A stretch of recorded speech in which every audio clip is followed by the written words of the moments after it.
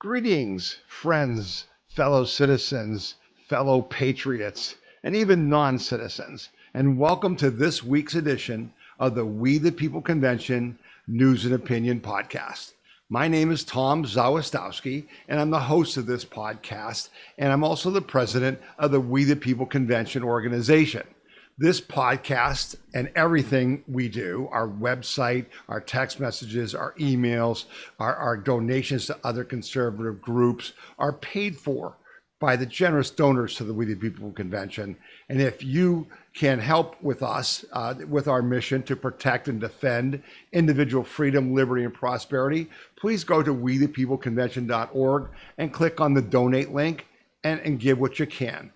Thank you to all of our generous donors who have helped us for the past 16 years to do so much to protect and defend our individual freedom, liberty, and prosperity, and to defend our nation and put us in a position to make America great again. Thank you sincerely to all of our donors.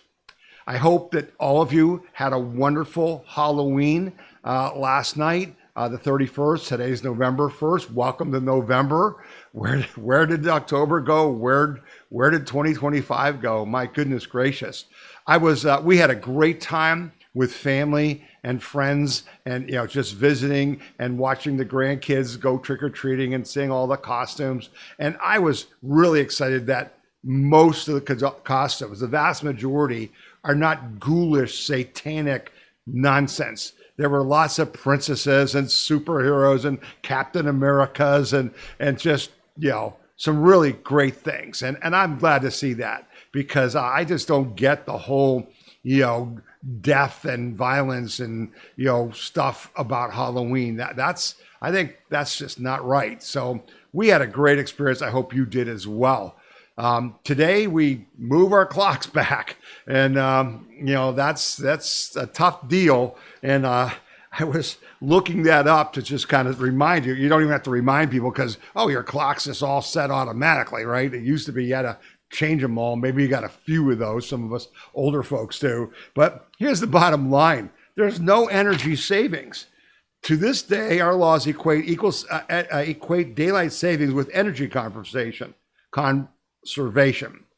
However, recent research suggests it's actually increasing energy use. What a surprise, right? The largest effects occurred in the summer when shifting clocks forward aligns our lives with the hottest part of the day so that people tend to use more air conditioning, and late fall when we wake up in cold, dark houses and use more heating with no reduction in lighting needs. This is what I found in a study co-authored by Yale economist Matthew Cochin.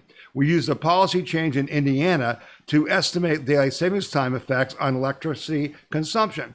Prior to 2006, most Indiana counties did not observe daylight savings time.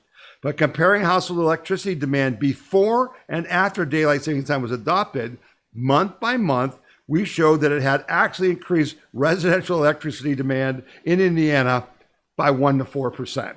So why are we doing this? I know President Trump has said, stop it, but the will isn't there, I guess. But so at least it'll be a little brighter in the mornings. We'll appreciate that. We love to watch the sunrise. We get up every morning before sunrise.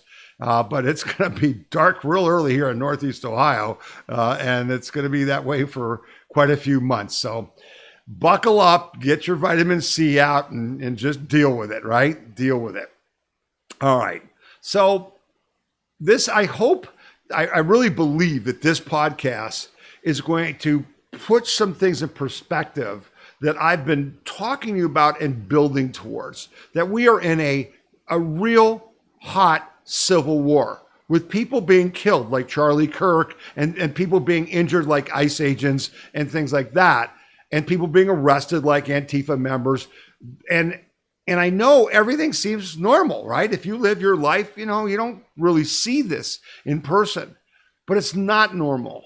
It's not normal. We're under attack. And I'm going to hopefully connect quite a few dots for you guys so that you're going to want to share this podcast more than most that you share in the past. Okay? So let me start with this. I posted this video at We the People Convention in our video section. And it's a video where Glenn Beck is basically trying to explain that the left is moving to overthrow our government right now, today.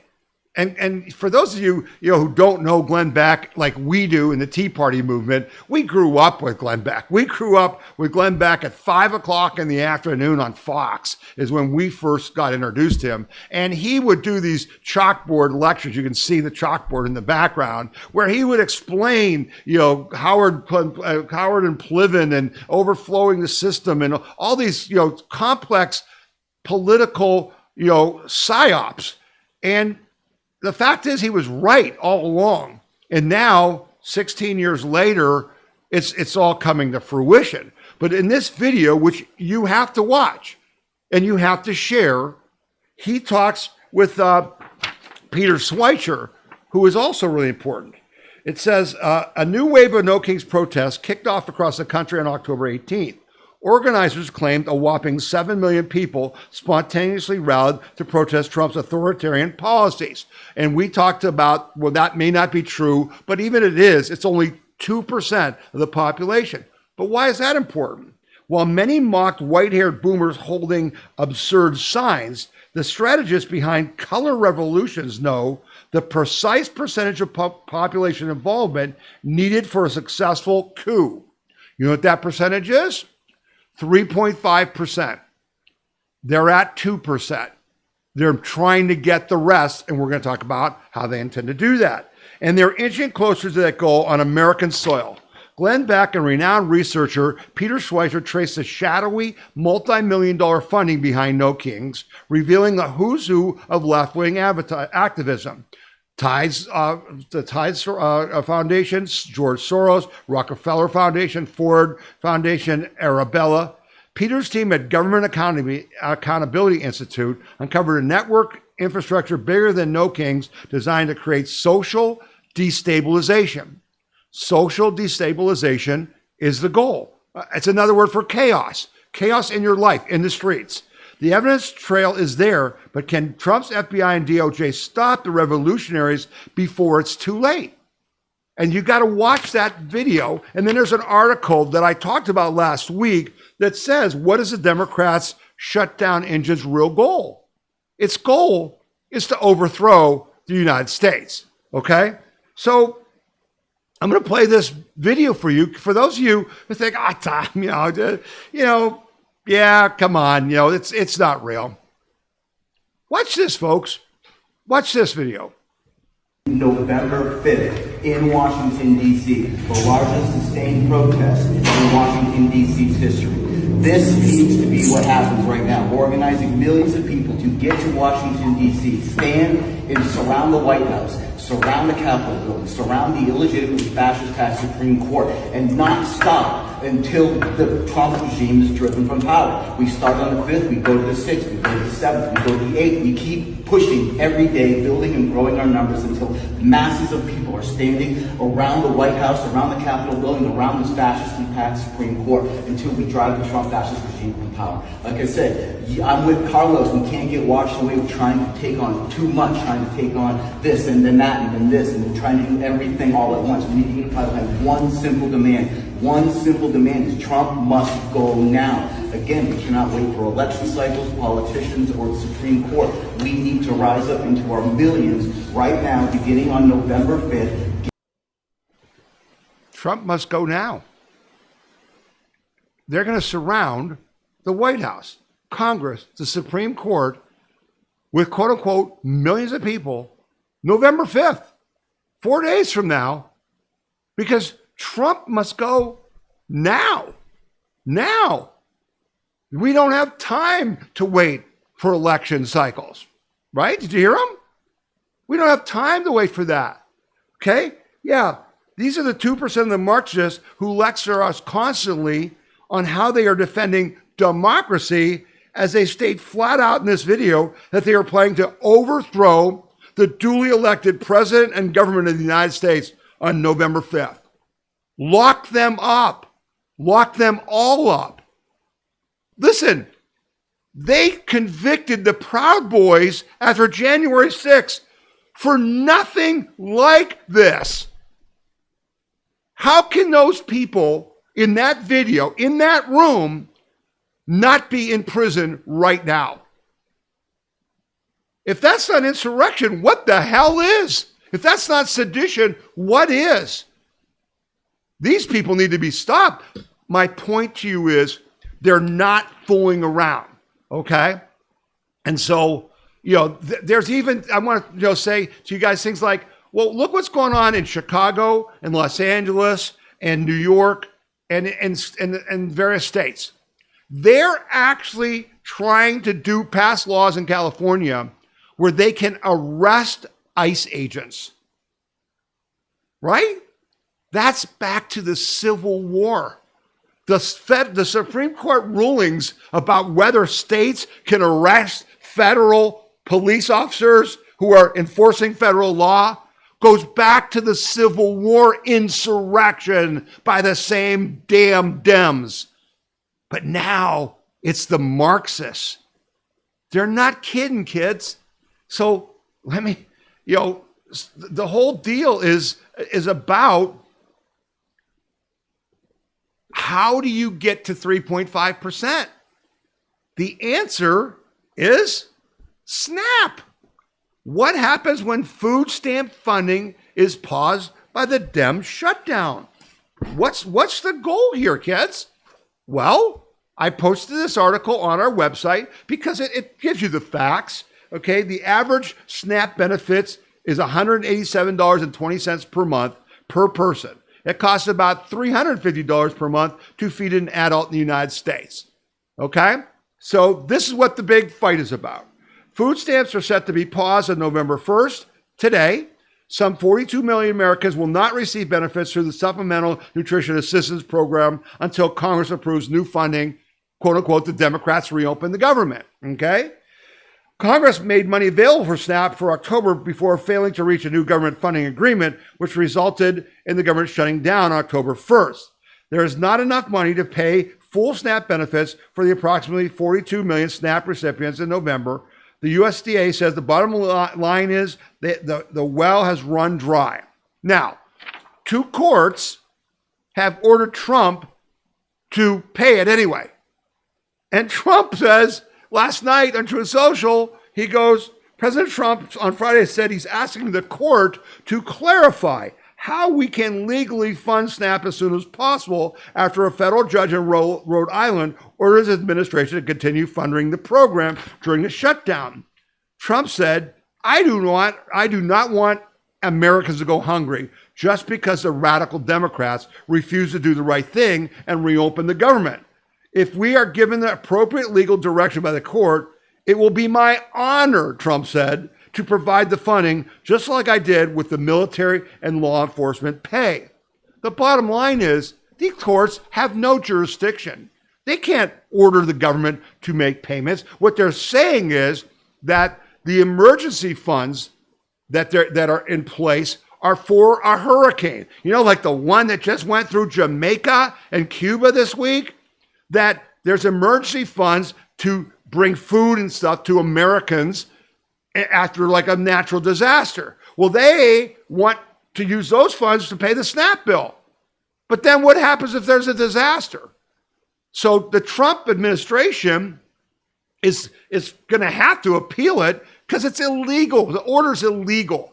Oh, but the Democrats, they want to say, Trump could give you your food stamps, but he's not because he hates you. He doesn't hate anybody. He's trying to help these people. The Marxist left is trying to drive these people into the streets and cause riots. That's the next 1.5%. Watch this video by a very bright and articulate young man that I saw on X. If the Democrats get their way, then they will hold the government hostage and then force Trump into a situation where he has to take executive orders in order to either open up the government or fund the country in some way, shape, or form. We are in a constitutional crisis. But make no mistake, the Democrats are fully prepared to let the country sink rather than to give up any little remnants of power that they have. This big tantrum that they're throwing is just an example of how they act when they don't get their way. They're not budging. Trust and believe they have no intention on budging. But maybe that's what they want. Maybe they want to throw us into a constitutional crisis. Maybe they want to force Trump's hand to make him look like a dictator, to make him look like their no kings accusations were actually true, to make him look like a dictator. I mean, think about it. At this point, they don't have many options. I mean, what do? Allow Trump to continue his next 3 years doing all the things that he's wanted to do for this country? Look at how much that has already been done. Imagine another 3 years. There's no way they're going to allow that to happen. So what do? Yeah, what do? We fight them. I think this young man is right. And you can see by the video of the insurrectionists saying, we can't wait for elections. We've got to get rid of Trump now. You know why? Because I said to you that I think the Democratic Party is going to cease to exist. And next year, when we crush them in the midterm elections, locally, statewide, federally, you're going to see that they're gone because they're there. They've been gutted. They have no candidates. They have no policies. They have no plans. Their whole focus is the destruction of the United States of America because it's funded by the communist Chinese.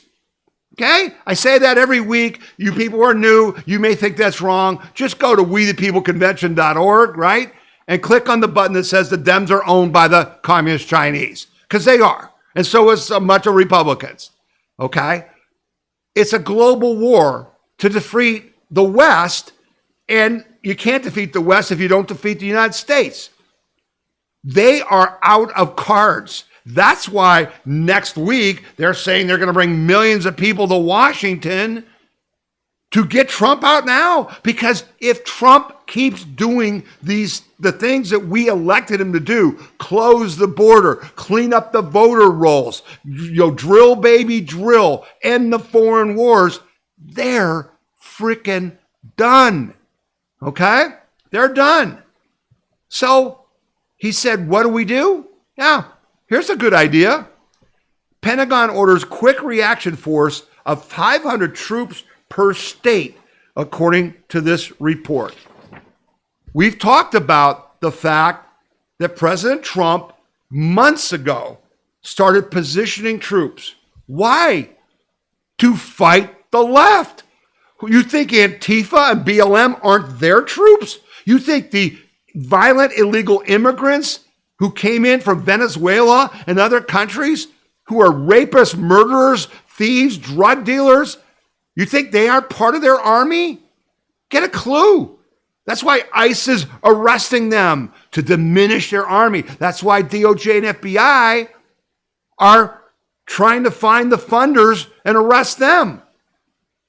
The National Guard is building a quick reaction force of some 23,500 troops trained in crowd control and civil disturbance that can be ready to deploy to U.S. cities by early next year, according to a leaked memo reported by multiple outlets on Wednesday. A leaked memo, yeah, I bet. The October 8th memo, signed by National Guard Bureau Director of Operations, Major General Ronald Burkett, orders the National Guard from nearly every U.S. state, Puerto Rico, and Guam to train 500 service members. States with smaller populations, such as Delaware, will have 250 troops in force, while Alaska will have 350. A previous Pentagon memo issued in September and revealed by The Guardian had mandated that the Washington, D.C. National Guard create a specialized military police battalion within it, dedicated to ensuring safety and public order in the nation's capital as the circumstances may necessitate. Oh, you mean like November 5th? This coming week, you think maybe? The latest document also stipulates that the Pentagon will send military trainers to the states and territories, so the quick reaction force will be operational by January 1st. Each state will also be given 100 sets of crowd control equipment to be used to support this requirement, such as tasers, pepper spray, batons, and body shields. We're at war, kids. We're in a civil war. And the stakes are the whole country. The stakes are the whole country. Okay? So let me continue to give you the evidence you need to see.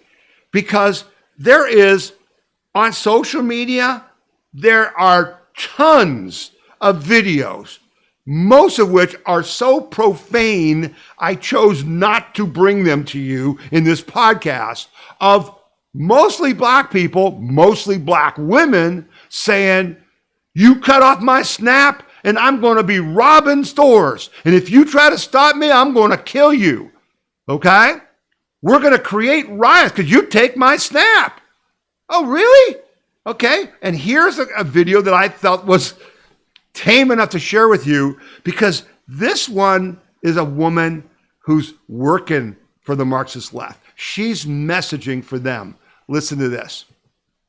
And next week, when millions of people are going to have to resort to possibly stealing in order to feed themselves and their families, and the government complains, because they will complain about the crime rate going up, even though they're the ones who fucking did it.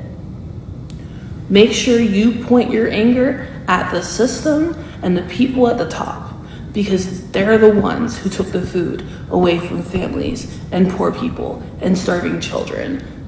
The poor people just want to eat. They just want to survive like the rest of us. They just want to keep living like the rest of us. So when you see them stealing, because you will, because they're going to have to, make sure your anger isn't directed at the individual.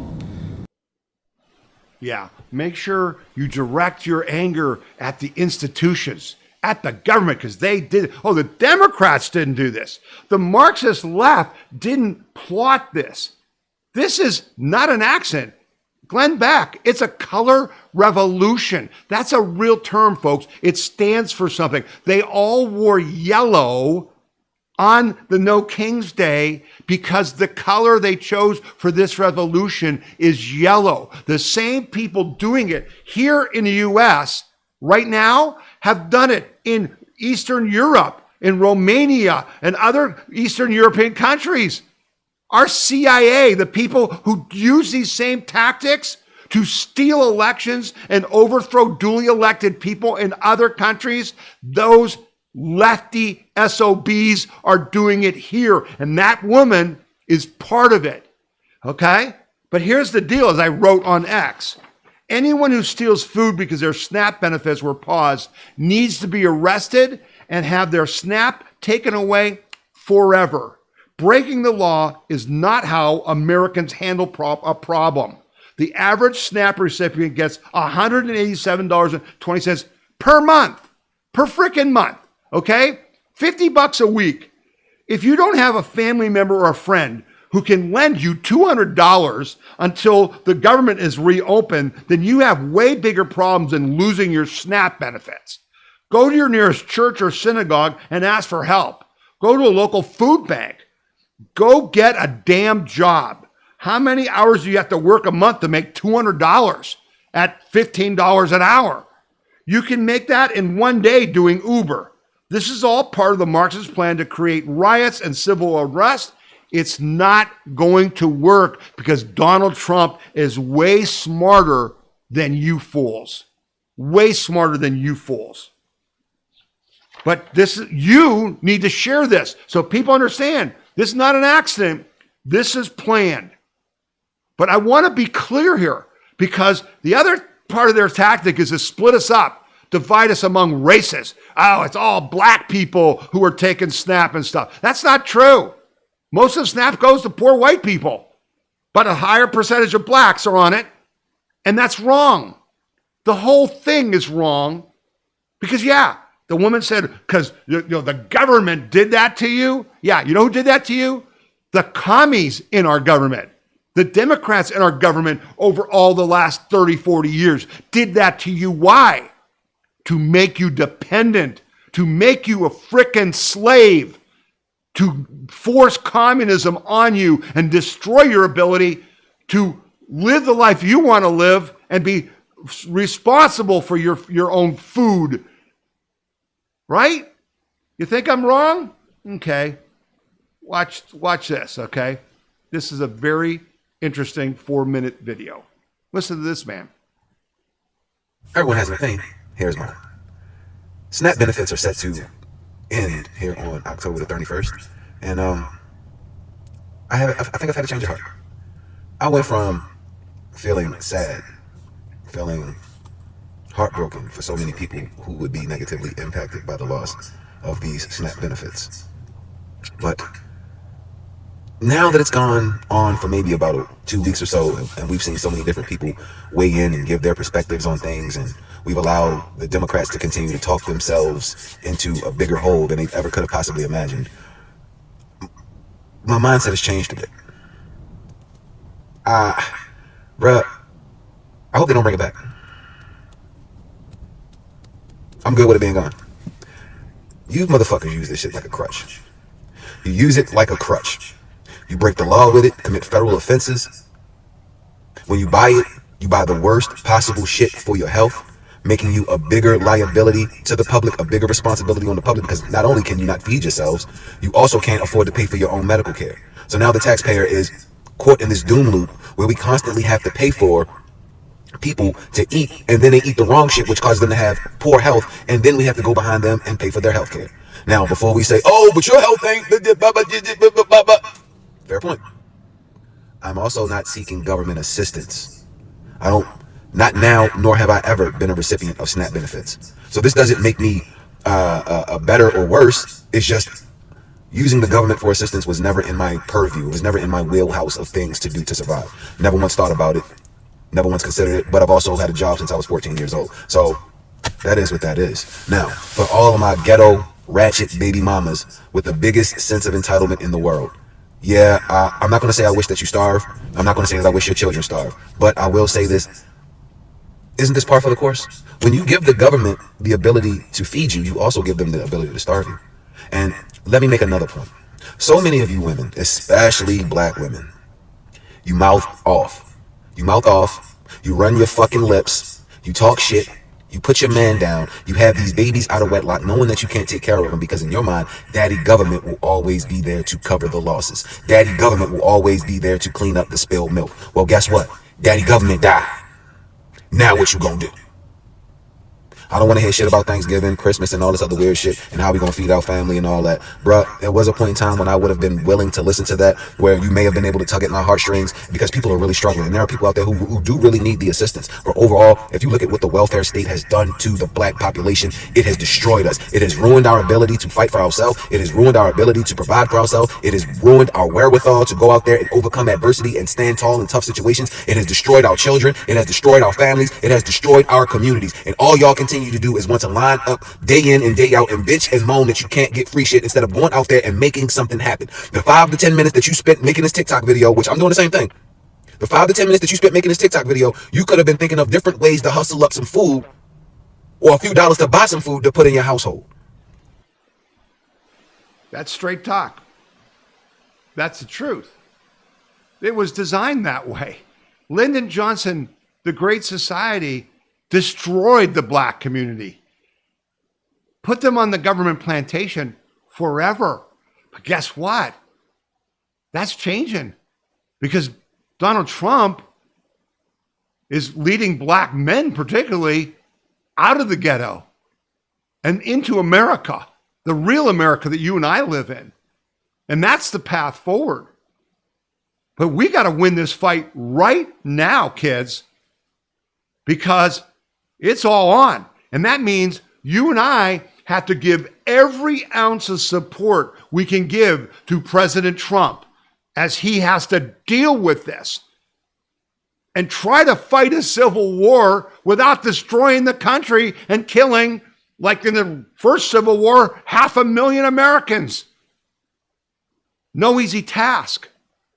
But let me drive some more nails in this argument for you to understand, to see what's really going on. We are not in Kansas anymore, Dorothy.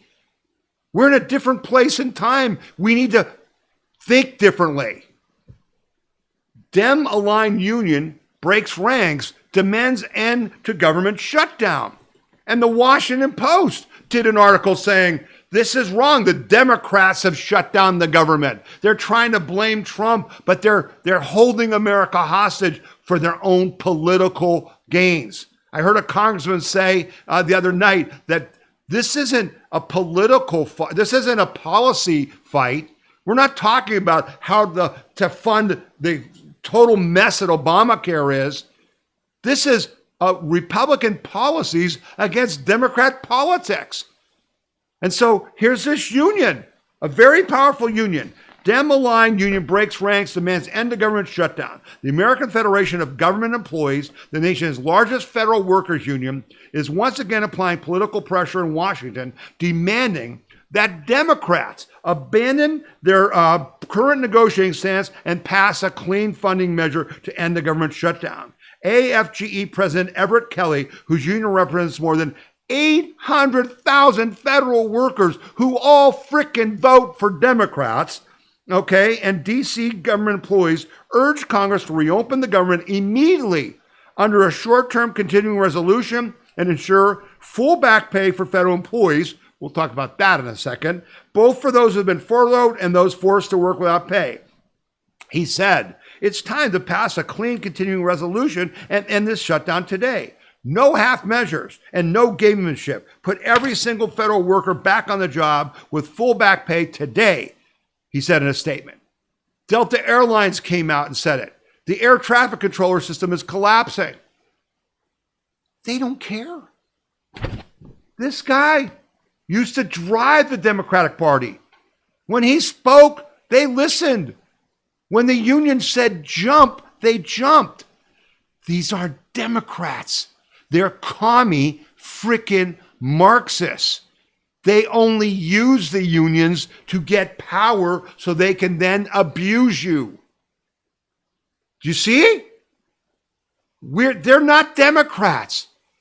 And you can see that when the union says, open up, our people are getting hurt, and they don't care, you know the game is up.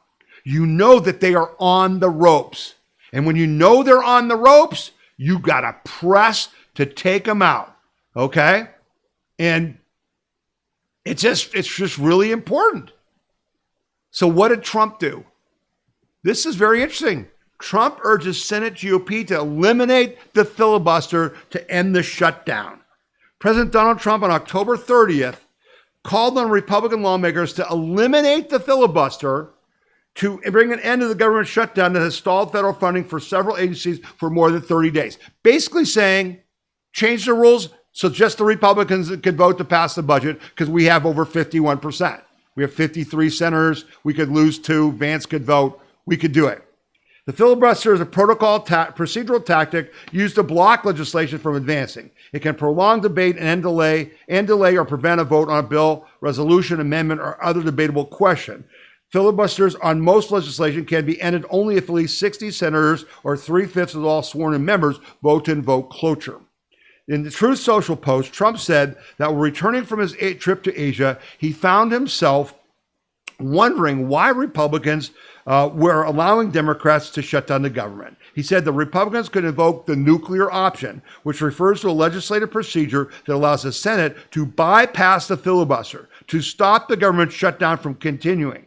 It's now time for Republicans to play their Trump card, as only Trump can say, and go for it.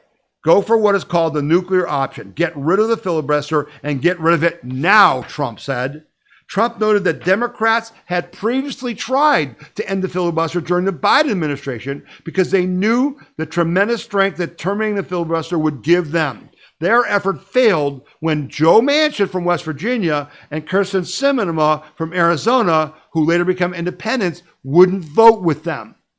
They tried to do it. And I got news for you. They'll do it again if they ever get power. The goal is to make sure they never get power again. The president noted that Democrats would likely eliminate the filibuster if they return to power and urge Republican lawmakers to seize the opportunity to hold a majority to act now. Well, now we are in power, and if we did what we should be doing, it would immediately end this ridiculous, country-destroying shutdown, the president said. if the Democrats ever came back into power, which would be made easier for them if Republicans are not using this tactic now, then the Democrats will exercise their rights and it will be done on the first day they take office. We're fighting to win, kids.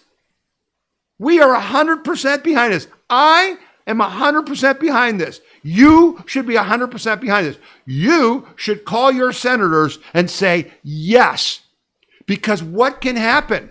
If you get rid of the filibuster, we can then change the election rules. We can change the immigration policies. We can get rid of all the lefty crap in our government. They couldn't stop us. And yes, that's not what we want in our government, but we're at war. Look what Abraham Lincoln did during the Civil War. He had to suspend habeas corpus. He arrested governors. He was at war. He was trying to save the country. Donald Trump is trying to save the country. You and I are trying to save the country. The Democrats, Marxist, communist, leftists, funded by the Chinese, are trying to destroy us. They have no plan for you or for poor people. It's clear. Why would they? You're going to have 42 million people not get their SNAP benefits so you can regain power? Yeah. You're going to vote for that? We need to stick a fork in them, okay? We need to just stick a fork in them right now. And you know why? Because the country's on our side. They want to claim, that they've got so much support. Hogwash. Here's a CNN poll again. Here we go. Starting with Republicans, how has the shutdown seemed to have affected their political standing? Yeah, you might think, given that the Republicans are in charge of both the House and the Senate, that a government shutdown might actually hurt the Republican brand. But in fact, it hasn't. If anything, it's been helped a little bit. Take a look here, the shift in net popularity versus pre-shutdown. When we're looking at the Republican Party overall, that brand actually up 2 points. That's within the margin of error, but clearly it hasn't dropped. Come over to this side of the screen. Look at the net approval ratings for Republicans in Congress. It's actually up 5 points since pre-shutdown. So what we're seeing here is the Republican brand in Congress has actually improved somewhat compared to where we were pre-shutdown, despite the fact that Republicans control. And that's the math that John Thune and Mike Johnson are looking at is, well, hey, why should we give, and electorally speaking, when our brand has actually improved a little bit?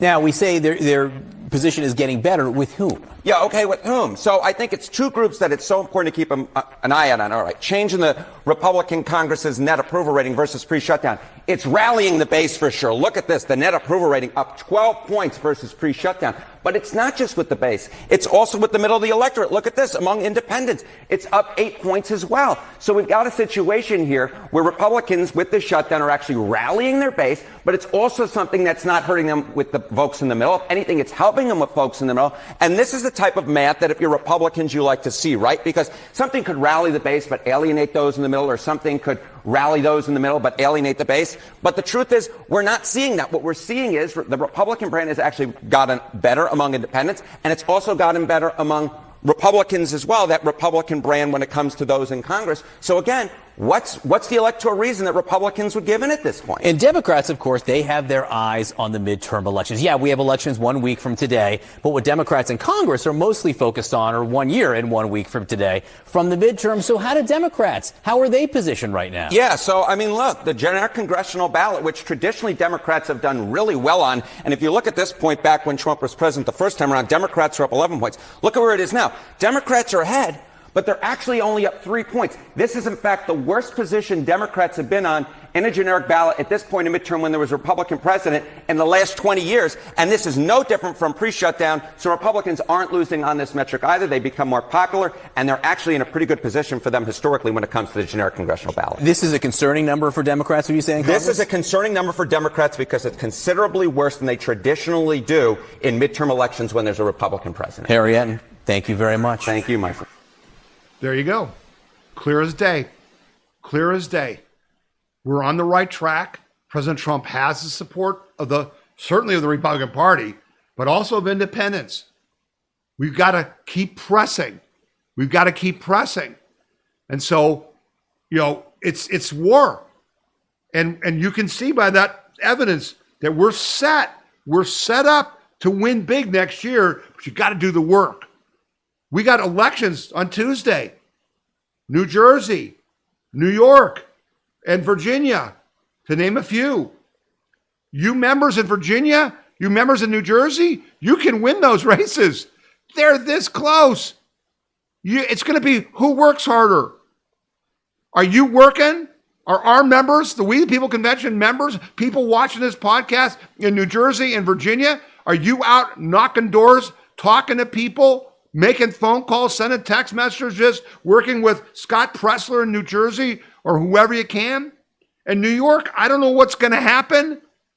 I kind of think that Cuomo might win, which he disgusts me, okay? But again, he's better than the commie Muslim, okay?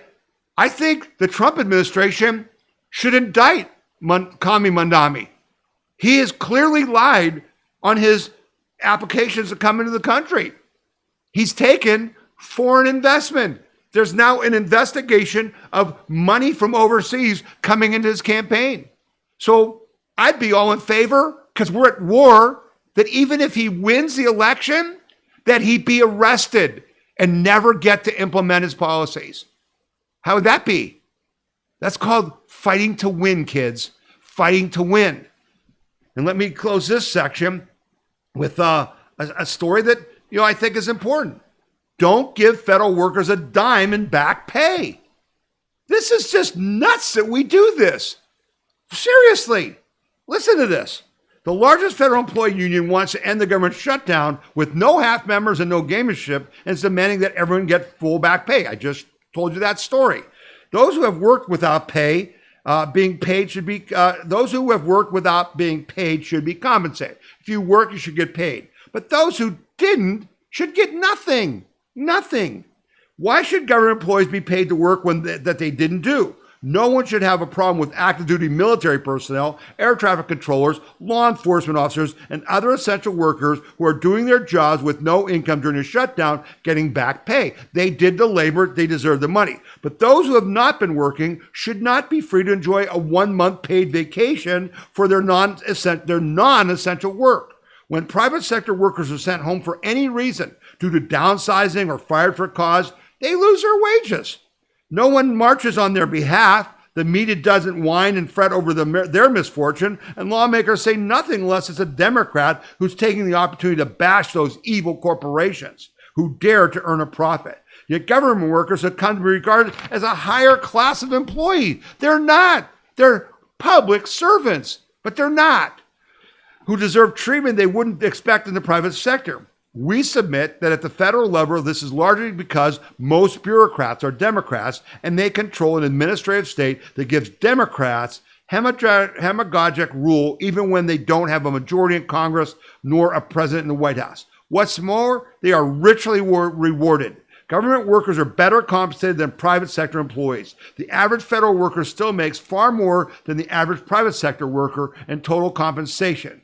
In the 2021, the average annual federal employee total compensation package now again, it's not just pay, it's benefits, kids, it's benefits. The average federal employee total compensation package was $143,643. Those in the private sector average $88,000. Why should we pay them? You know what we should do? We should do what we elected Trump to do. He should fire them. They're non-essential. What damage has them not being at their job done? Why are we paying them? We are at war. We must get rid of the people who are destroying our nation. And one of the ways you destroy our nation is by driving us into debt and destroying our economy and the value of the dollar through insane government spending. We urge President Trump to take advantage of the situation. Remember Rahm Emanuel, don't let a crisis go to waste? Yeah, we got a crisis. Fire them all. Fire them all. Okay, before we get to the end of this first half of the podcast, there were other big things coming up to prove what I said to you at the beginning. Since Obama, the communists have been trying to take over our country by destroying our economy, by destroying our energy, by destroying our families, and now we're seeing proof of by destroying the opposition. Okay? Here's the first story that you've got to know about and you've got to share. House committee deems void all executive actions signed by Biden staff using the auto pen. They had completed their investigation. The top Biden officials misused executive authority and took action without then President Joe Biden's authorization, as his mental acuity declined, a House investigation found. Biden's inner circle hid the extent of his mental decline from the American people and exercised executive authority by abusing the presidential auto pen and taking advantage of the lax chain of command, according to a report released Tuesday by the House Oversight Committee. The Biden auto pen presidency ranks among the greatest scandals in U.S. history, as President Biden's mental ability declined. His staff abused the auto pen and basically signed bills, signed executive actions, and signed pardons that Joe Biden knew nothing about. They now have evidence, and they've sent this to the DOJ, to Pam Bondi, to prosecute his staff that took actions illegally in the name of the president. They found emails, text messages, memos that indicate that Joe Biden was not in the loop. And those things need to be null and void. And Pam Bondi is going to have to now go to court and get those executive actions, many of which are costing us money to this day, reversed. And the pardons reversed so they can be prosecuted. That's just big scandal number one. Let's trump that. Biden and DOJ appointed corrupt Jack Smith to illegally target all of GOP leadership. Not some, not just Trump, not just Steve Bannon, not Peter Navarro, everybody, the whole Republican infrastructure. Biden-era Justice Department Special Counsel Jack Smith didn't only go after Donald Trump.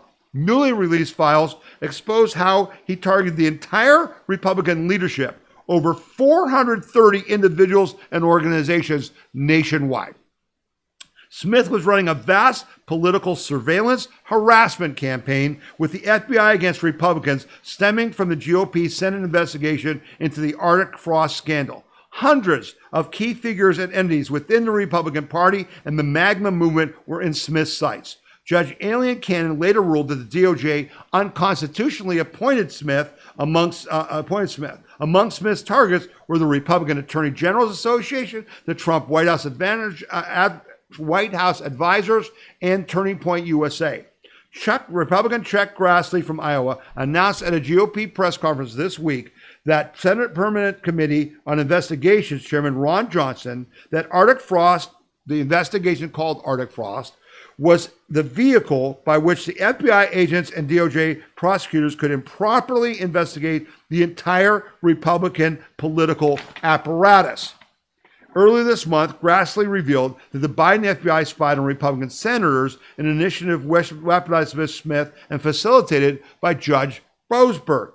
But the spying was evidently exponentially more far-reaching than a handful of senators and President Trump. Now they are personally become the targets of law fraud practices. Suddenly the Senate wants to see some actionable accountability. Isn't that funny? In other words, now that the senators are the victims, we want to impeach Boasberg. We want to stop him. Yeah, but they didn't do crap. They did nothing the last 4 years. They did nothing when Boasberg was attacking the J6ers. But now they're interested. After years of corrupt weaponization of his position, Judge James Boasberg is now outlined as having authorized the search warrants against the Arctic frost targets, which included 9 Republican senators. Boasberg also wrote restraining orders forbidding the cell phone carriers from informing the targets of the corrupt search warrants. That's illegal. That violates federal law. And you can read about that in this article at wethepeopleconvention.org. So here's what Boasberg did besides that.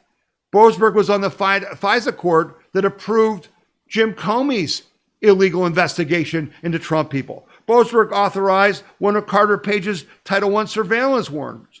Boasberg hired Mary McCurd as an amicus to the court after appointing McCord to take up a defensive position for herself and the FISA court. Judge Boasberg then became the presiding judge in the case against the FBI agent who falsified the FISA application. Remember that Kevin Kleinsmith? That the Durham account, the only case he brought was that Kevin Kleinsmith lied on the FISA application that Boasberg voted for. And what did he do? He gave him probation. Slap on the wrist.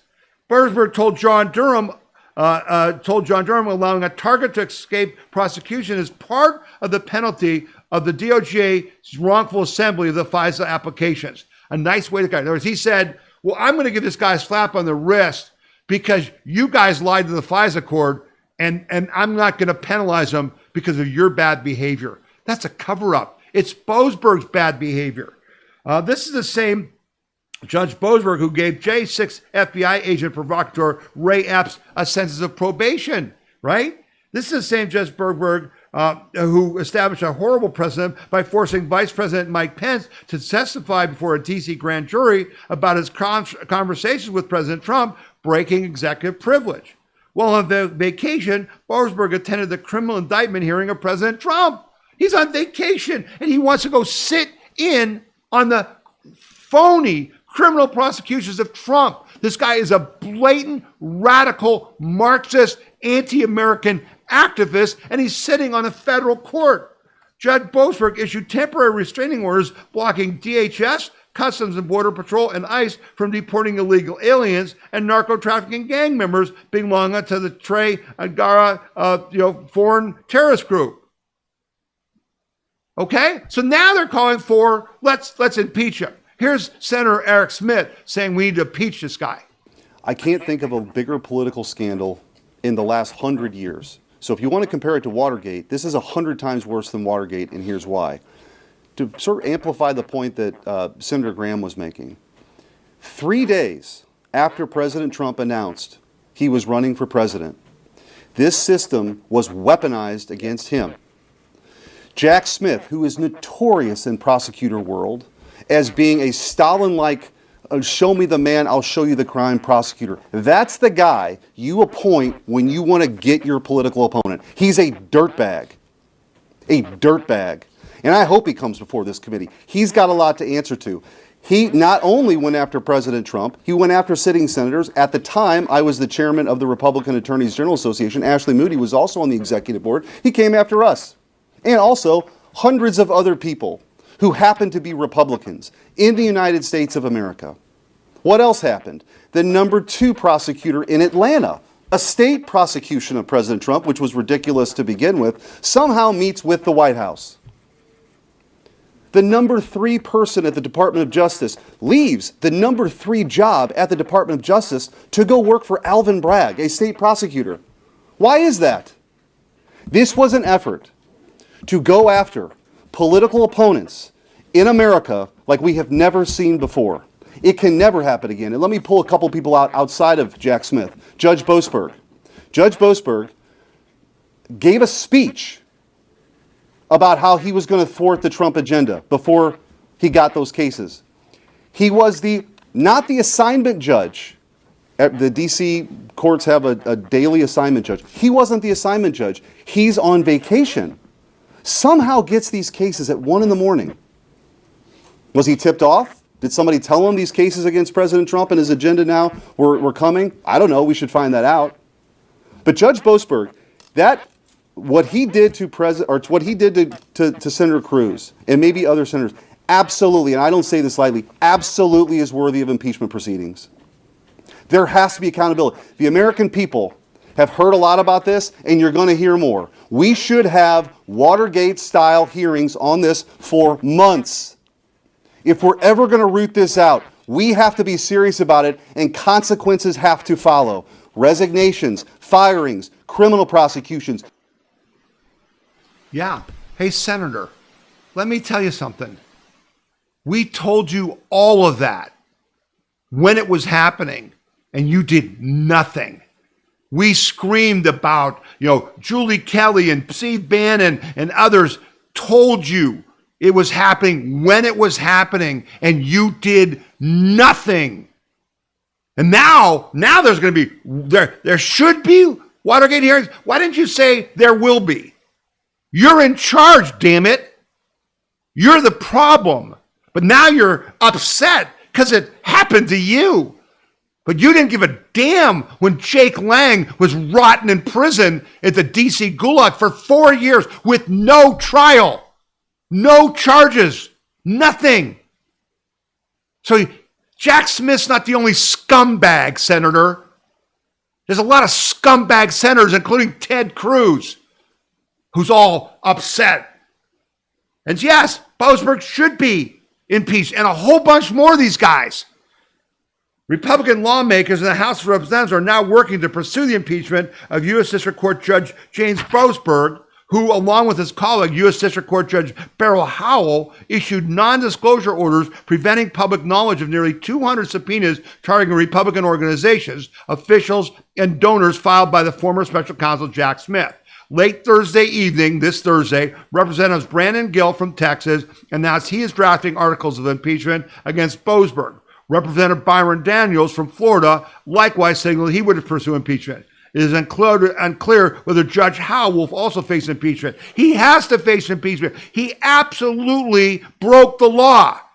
And the court that Boasberg is in just ruled that he broke the law when he stopped the people from telling the AT&T and these people from telling the senators that their records were being subpoenaed.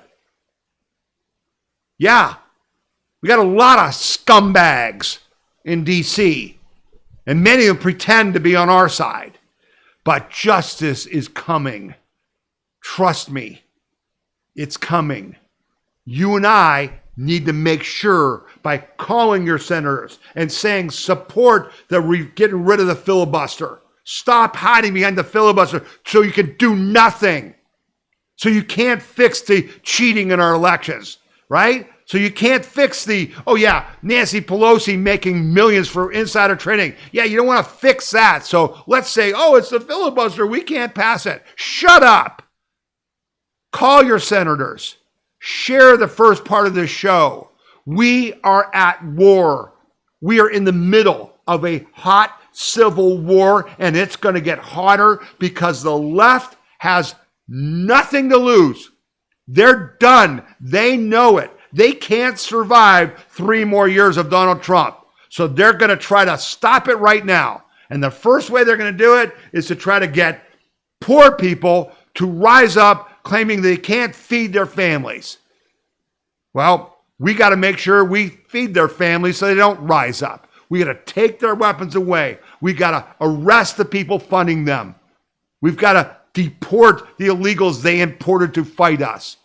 We've got to have troops that will fight, and you and I have to explain to your dumbass relatives why this is a good thing. It's not Trump being a dictator. It's Abraham Lincoln saving the frickin' Union from insurrection. All those videos that I showed you will be on our podcast page for you to link to copy, share with anyone you choose. And I'll probably take the first part of this podcast, the first part of this half of the podcast, and make it a separate video to make the case we're at war. They are insurrectionists. They're committing illegal seditious acts, and they're going to continue until we stop them. I hope this connected the dots as I said it would. I hope you enjoyed the first half of the show, and we'll stick around for the second half, which will be a little lower level, a little less crazy, but also worth your time and effort to watch. You're watching the We the People Convention News and Opinion Podcast. My name is Tom Zawistowski, and we'll be back after these short messages.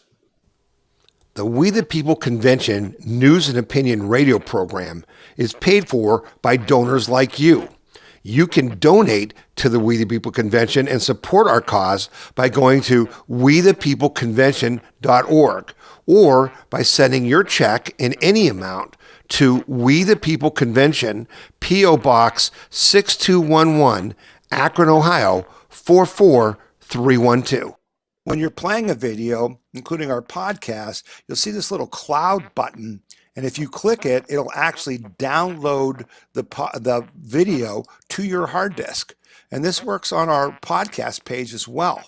If you're playing our podcast, and it's going to be loud, so I won't play it for much, but there's our podcast playing, and you can see this little, download button. Okay. The other thing you got to notice on our podcast page is that there's a link here where you can send me a message about this podcast. Hey, it was great. Hey, I didn't like it. Something was wrong, or here's a correction, that kind of thing. You can use that link. And then these are the stories that I covered in this particular podcast. And you'll see there's links that go to the stories, to the articles that I used in reporting on that. So you can click on that. You'll also see that you can sign up for our emails and text messages, but you can also watch our podcast on Roku TV and on Amazon Fire TV. And these are the instructions for doing that. So this is all on our podcast page, right on the front page where the yellow button was. So if you click there, this is our podcast page. These are the instructions for watching on Roku TV or Amazon Fire. And I watch our podcast on TV. It just feels more comfortable. So you can do that. We're also on Rumble. If you go to Rumble, you should join Rumble. And it's Tom Z at WTPC. You'll see our podcast there. So you can get us a lot of different ways, including on Apple iTunes. And then this is an audio version of our podcast. If you click here, it'll just play the audio of the podcast. It will not, show you the video. So people can, listen to that while they're jogging or, working out, working in the yard, or just relaxing and just want to listen to the audio and not watch the video. And again, this is available on phone, on your iPad, on your laptop, on your computer, any way you want. And you can share this, whatever you see. If you're on a page that you really like, and you see an article that you think, geez, I've got to share this article, with someone in my family. You can send them an email by clicking on the little envelope. You can post it on Parler or MeWe. If you click on this, you get all kinds of options, where you can put it on Twitter or Facebook, whatever, which we don't support, but you can do whatever you want. So we ask that you share what you see on our We the People Convention site, and that you get more people to look at it, because that's the whole idea here, to help educate people, inform them. And then, as I said before, Link, we're not just about talk, we're about action. And in my podcast every week, which is published every Saturday. So if the new podcast usually comes out every Saturday. And in that podcast, I will ask you to do certain things that will help protect and defend your individual freedom, liberty, and prosperity. So that's the We the People Convention website. Come back often, use it to be informed, and share it with others. Thanks a lot. All right, and we're back for the second half of our podcast. I hope you enjoyed the first half. I hope you could clearly see how this is not a joke. We are in a hot civil war. The goal of the Marxist left in the United States, which controls what used to be the Democratic Party that doesn't exist anymore, is going for it right now because they can't survive. They will be driven out, which has been our goal for the last 16 years, to drive the commies out of the United States and then destroy them globally, okay? They get the picture now. Trump is in control. Things are going to go get better. Their situation is going to get worse. And so they're going for broke. And that is creating a color revolution. They need 3.5% of the population. They're going to try to do that through SNAP. They're going to try to do it through any means possible. We are getting our troops in place to fight them. And President Trump is way smarter than these clowns. All right? So it's on. You got to be ready. Your job, your most important job, is to support President Trump, even when he's using force that you would say, I'm not sure I'm comfortable with that. Yeah, you wouldn't have been comfortable with Abraham Lincoln either. This is not playing around. The filibuster has to go. We got to remove the veil. We need to expose the members of the Senate who are cowards, who did nothing, and now they are all upset. By getting rid of the filibuster, we can hold them accountable, and they're going to have to do shit they don't want to do. And you know what? We're going to win a lot more Senate seats in 2026. It's showtime. President Trump is right. Play the Trump card. Your job, my job, this podcast is not just informational. We don't just talk, we act. Your job is to call your senators this week and say, we support getting rid of the filibuster. We support being the heroes and making the Marxist left, the bullies who are victimizing the poor people. We're going to do what it takes to open the freaking government to take care of the poor people. We're the good guys. Play the game right. Play the game to win. Be making those calls. If you're in Virginia, if you're in New Jersey, if you're in New York City, we need to fight like hell. Just like Trump said, fight, fight, fight. Win those elections. Send a message. We're not going into the dark of the night because of you commie SOBs. We can win both New Jersey and Virginia. Go earn it.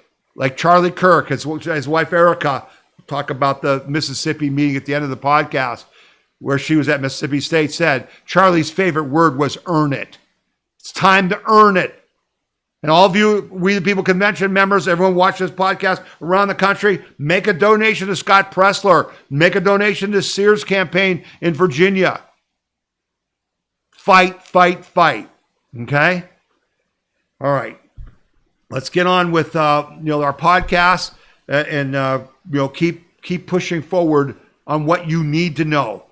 I posted this video this week, and it's from a series of podcasts called Uncommon Knowledge out of the Stanford Institute. And they're always very high-level intellectual conversations. But I posted this for you because I felt all of us need to get a bigger understanding of how bad the situation is, what President Trump is dealing with, okay? Lots of big problems ahead for the U.S. and the West, as this frank conversation describes, okay? Niall Ferguson, or Niall, it's Niall, Niall Ferguson, Victor Davis Hanson, and Stephen Kotkin are all senior fellows at the Hoover Institution, and this is the first time they've appeared together in a public discussion. That's pretty interesting. These are heavy hitters.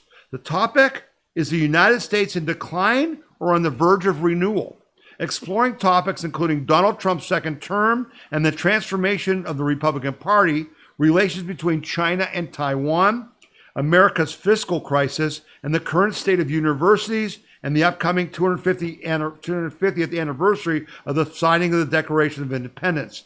This wide-ranging and often passionate conversation dives deep into history, politics, and the fate of Western civilization. This is a long-form video that you will find very informative. These guys, they argue. This is a hot conversation, and some of their comments will make you crazy, but they're really explaining to you and I that we got lots of problems and the answers aren't easy, and our success is nowhere near guaranteed. We have to do the hard things. We have to do as our forefathers did, as our founding fathers did, as your grandparents did, the greatest generation did. We've got to defeat this evil. We've got to defeat communism. We've got to reestablish the values of our great nation, and what better time than the 250th anniversary? Well worth your time. Well worth your time. So the big story this week was Trump's Far East trip. And wow, isn't it amazing that I had to take it to the second half of the podcast because of the civil war we're in and my need to help you understand clearly that we are in civil war and we've got to win it. This trip to Asia was huge. Trump gets deal with China that includes rare earths, soybeans, and fentanyl fix. And we hope all that is true. I know, I get it. Right away, everyone's like, oh, you can't trust China about anything, so this means nothing. No, it doesn't. Point of fact. And I think Victor Davis Hanson points out in that previous video. In Trump's first term, he cut a deal was Xi. For soybeans, for other things. And you know what? They kept the deal while Trump was president. They only reneged when Biden stole the election and took over illegally. Don't just think that Trump people are stupid. He's got the smartest people ever in the history of the U.S. government. These are the best of the best, from Musk to Bassett to, Ludwig to all of them. They're going to let China just cheat. And this was a good deal. U.S. President Donald Trump announced a series of trade deals Thursday after meeting with Chinese Communist Party leader Xi Jinping and said he agreed to reduce tariffs on China in exchange for other economic concessions. I thought it was an amazing meeting, Trump told reporters. It was a good meeting for two very large, powerful countries, and that's the way we should be getting along. Tariffs will drop 10% on China, which brings China's levies on imports to 47%, with Beijing agreeing to resume purchasing soybeans, huge for American farmers, huge, allowing for the export of rare earth metals from China to all the world. This wasn't just for America, this is for all the world, and mitigating the flow of dangerous fentanyl precursors, the chemicals that make fentanyl, right? China is at war with us. They've been killing 100,000 of our military-age kids for at least 5 years, since Obama came along. They've killed 500,000 of our kids, and no one did anything except Trump. Okay? So that's the deal. And it's a good deal. Will it hold? Yeah, I think it will hold. And then on this trip, Trump also made huge deals with South Korea, with Malaysia, and with Japan. Trump and Japanese Prime Minister agree to critical minerals, rare earth deals in new golden age for both countries. But the rare earths came from Malaysia and from Japan and from South Korea and put Xi in a box. Trump has won over the world and isolated China, and Xi had no option but to negotiate with Trump.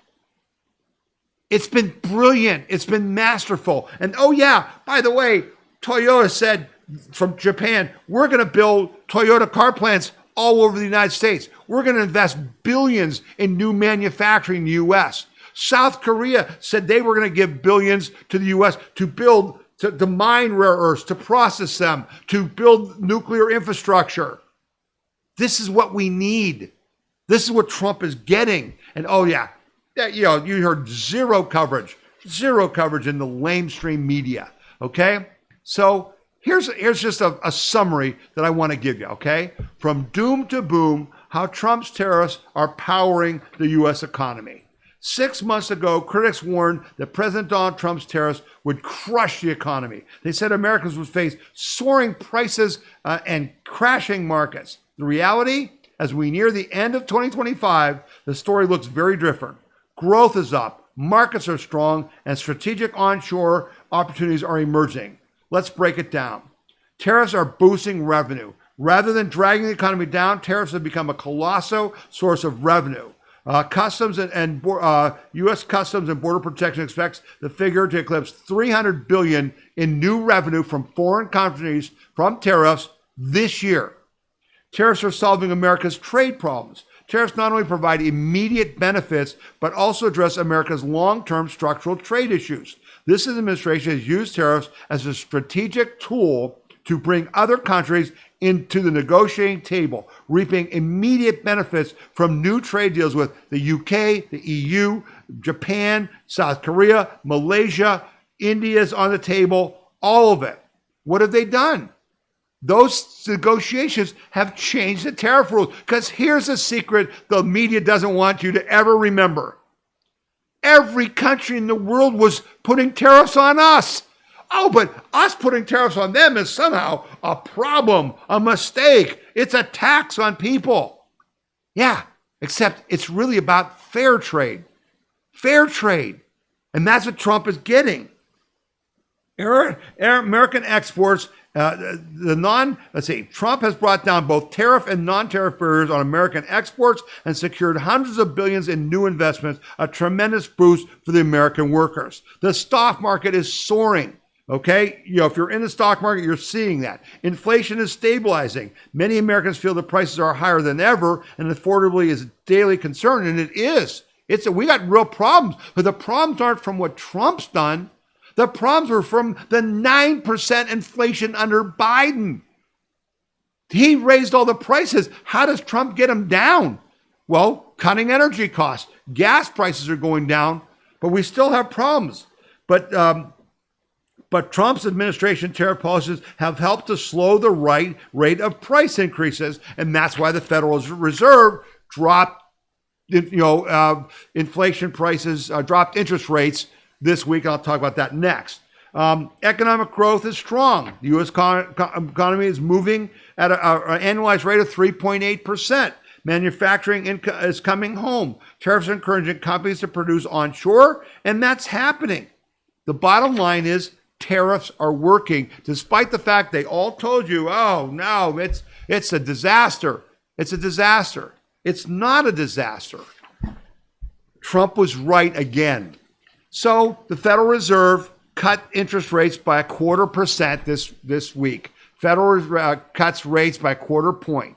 But then, in a totally political move, because Jerome Powell is a deep state operative, he threw water on cutting rates in December, which everyone was expecting, in an effort to hurt Trump.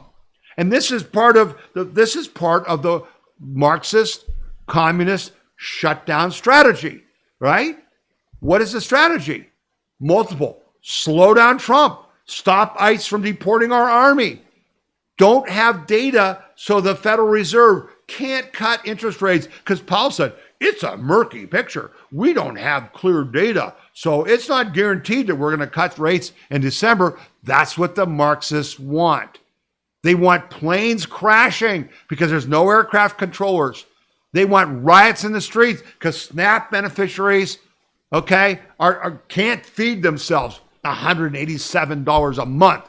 You can't feed yourself. There's great things on X where guys are saying, if you're big enough and strong enough to rob a store, you're big enough and strong enough to get a freaking job. Yeah, but they don't want to talk about that. So the Fed cutting the rates, that was good. They should cut it more. Here's the good news. Jerome Powell is gone.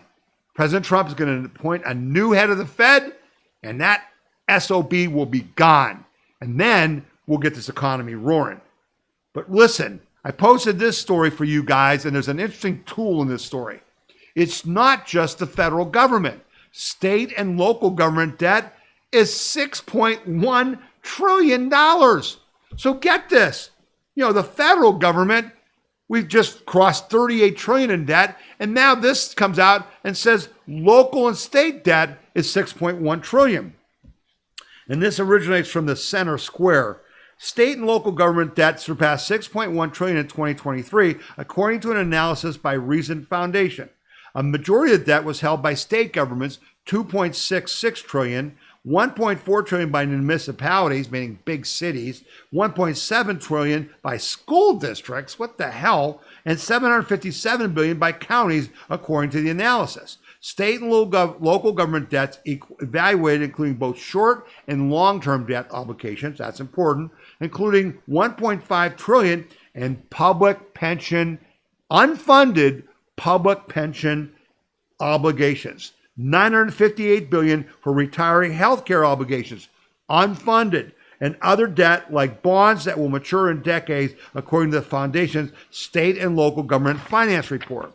The report includes a dashboard with drop-down menus to analyze data, allowing users to generate on-demand reports for any government entity, revenue, expenses, assets, liability, population, and other trends. It includes charts, contextual benchmarks, and per capita metrics. Totals include combined liabilities for each state government and each city, town, county, and school district in each state. The report includes data for all 50 state governments, 2,317 county governments, 8,630 municipal governments, and 10,408 school districts.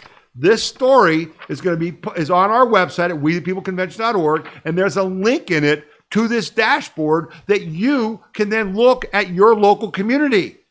Use it. This is a direct ask. Go to this article at wethepeopleconvention.org and then tap into this dashboard that's going to tell you things you need to know about how bad we are being served by everyone in government.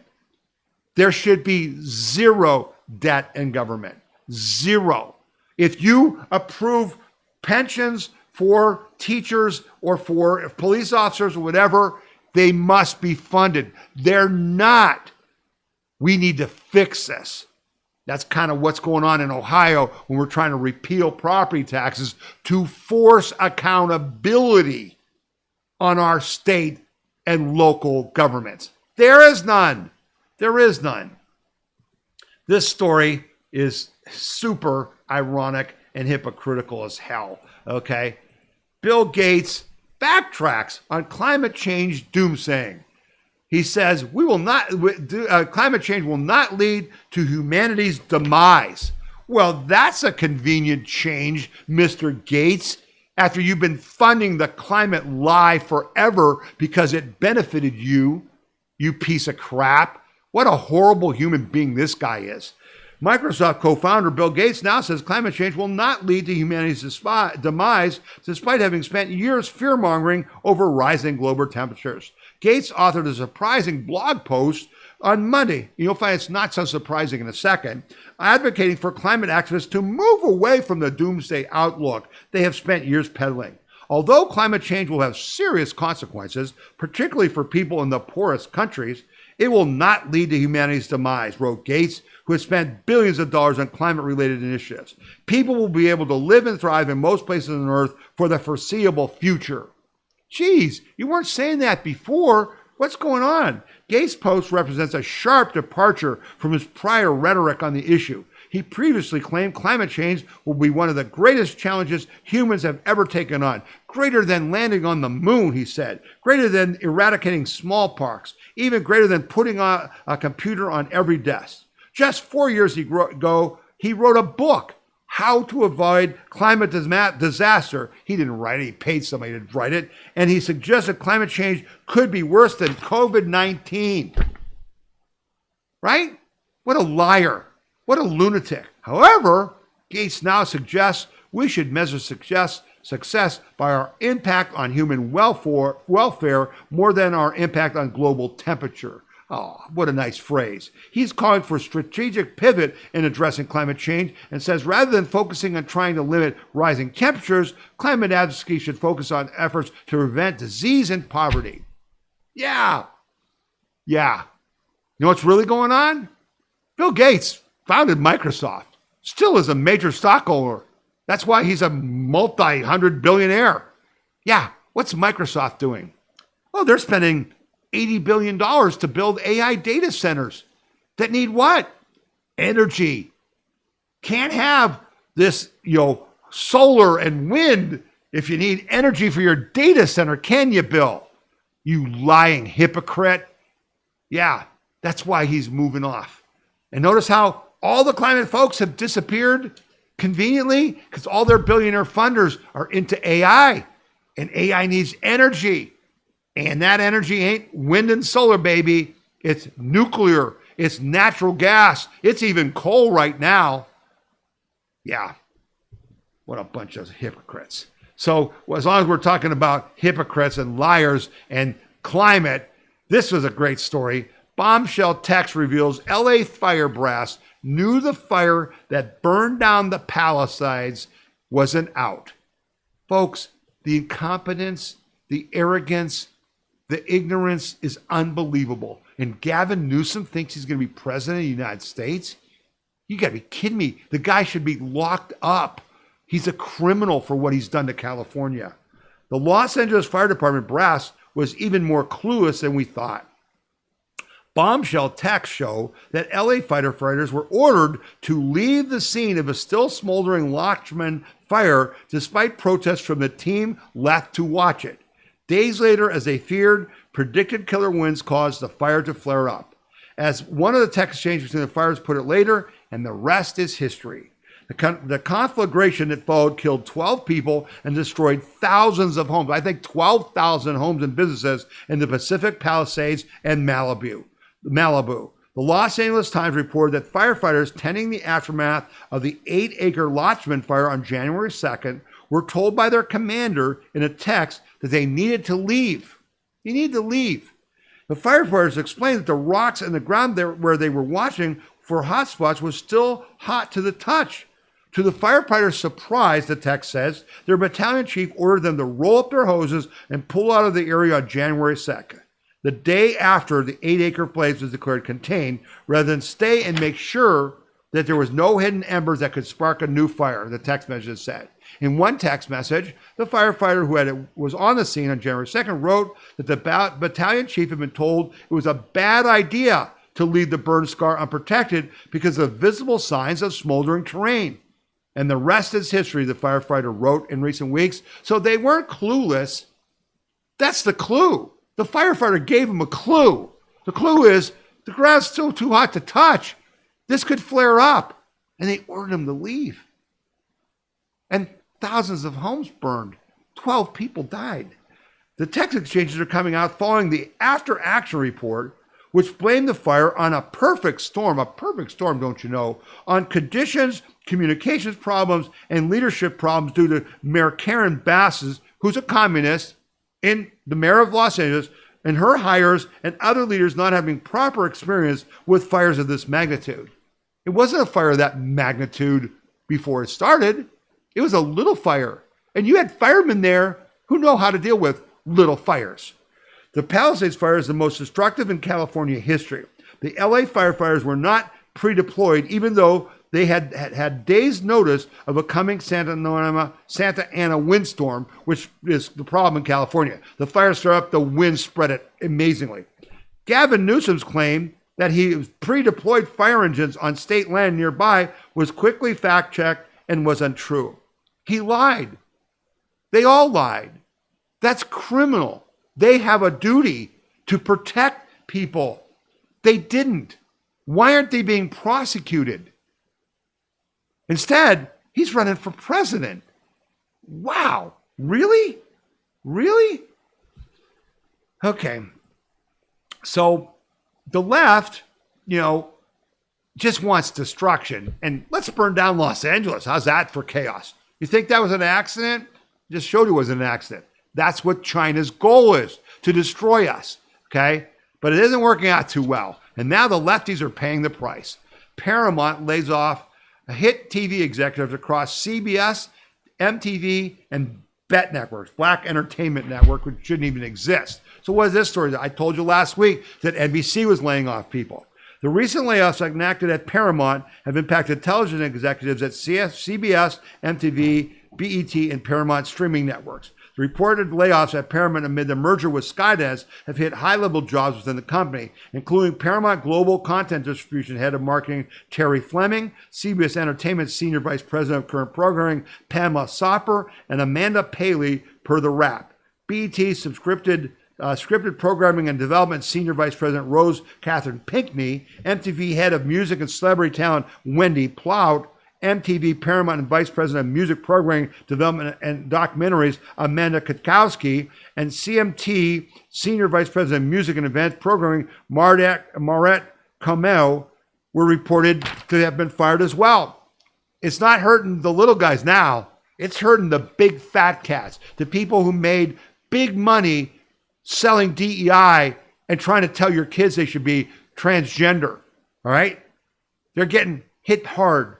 Paramount layoffs include Vice President of Programming Jeff Grossman, Corporate Communications Senior VP Patricia Coppinell, along with Paramount Media Network and MTV Entertainment Studios Chief Marketing Officer Amy Campbell, CBS Entertainment Communications VP Andrea Ballas. A Breitbart news report this week, Paramount announced we'll be cutting 1,000 jobs this week as part of a major shakeup under new CEO David Ellison, who is Larry Ellison, founder and owner of Oracle, son, who's a big conservative.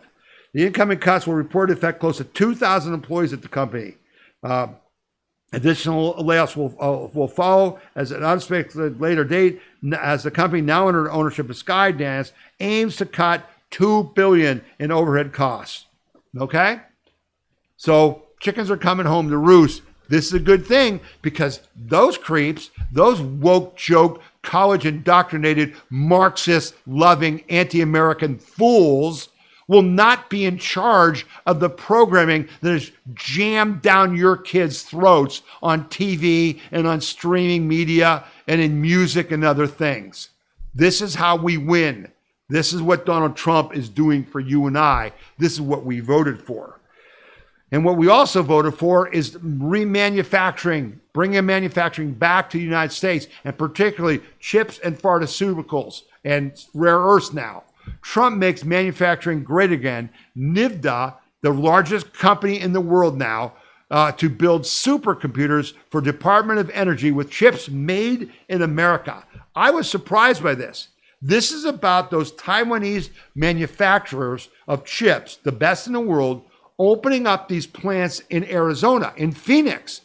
And that just started happening in January and February, and they're actually making chips.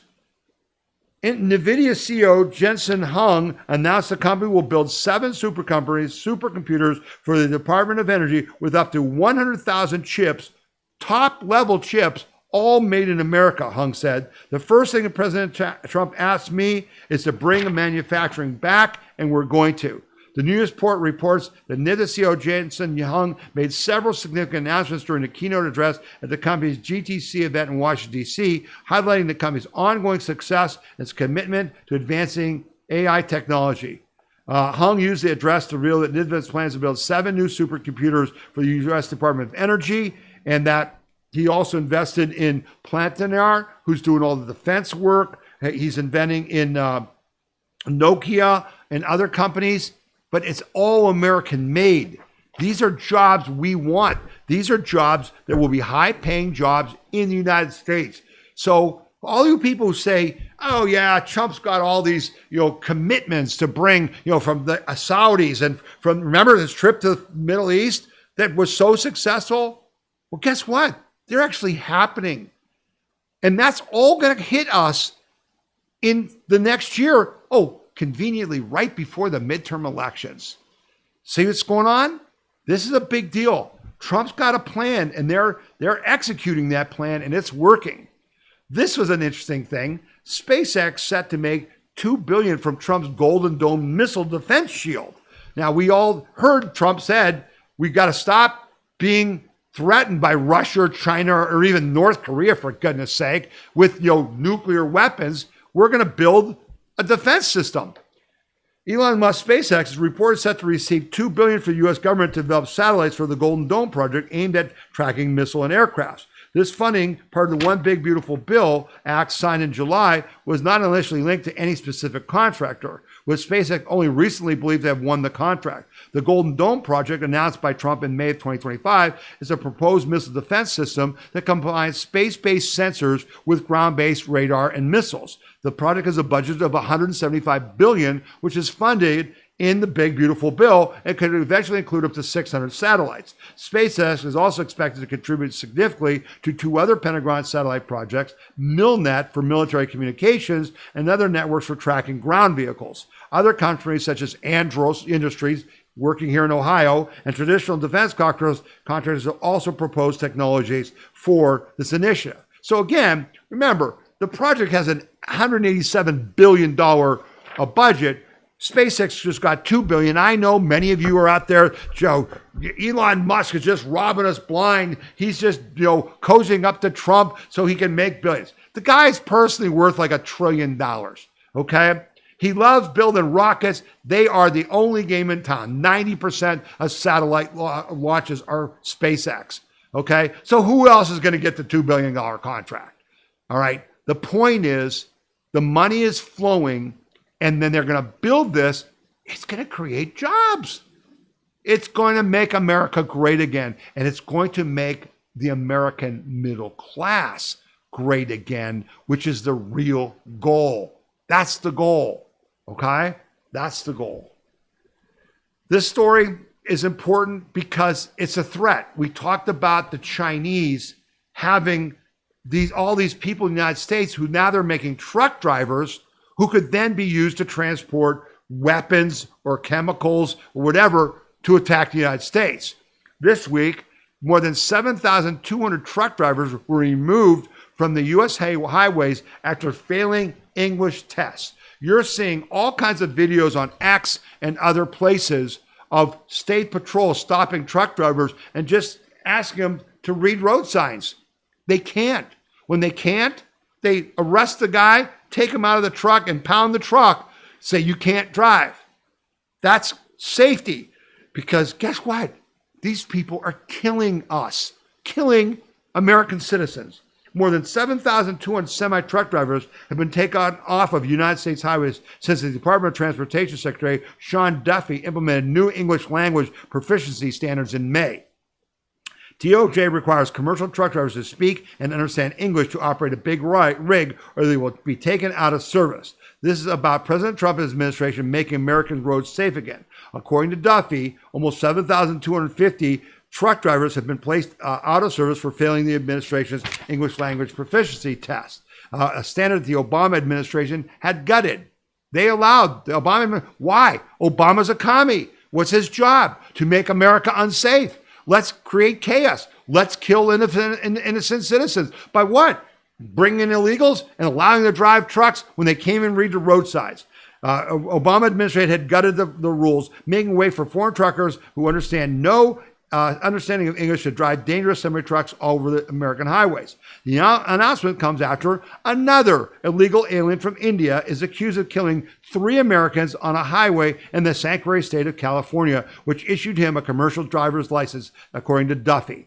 My prayers are with the families of the victims of this tragedy. It would have never happened if Gavin Newsome had followed the new rules and made sure that truck drivers could speak and read English before they got a license. He's not doing that. That's criminal.